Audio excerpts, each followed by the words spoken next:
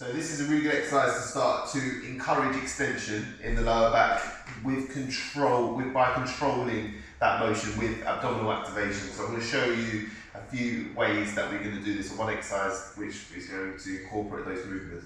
So the first thing we want to do is get into a good solid plank. So to get into a good solid plank, we want a slight dish position. So dish position is where we have a little bit of flexion throughout the lower back. So I recommend that you recruit your abdominal muscles. Imagine someone's going to poke you in the belly to make sure they're nice and firm. And you see I'm very slightly rounded my back here.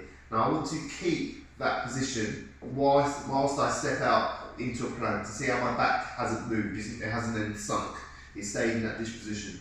Now from here we're going to go for our London bridges. So the first step is to keep that core tight, and then whilst keeping that core tight, try and touch one of your hips down to the side, and then the same thing to the other side.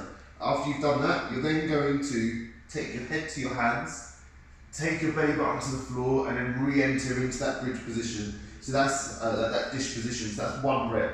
So you would go like this. So 2, 2, 2, 3, 3, 3. Notice how when I take my belly button down, I'm letting my head drift towards my hands, and that just makes sure that I'm not then just loading into my legs. I want my abdominal muscles to take as much of it as possible. So you might start off with 3 sets of 5 and then gradually increase to 3 sets of 6 to 7, and then every time you do it, just see if you can add a couple of reps, but make sure that you focus on control.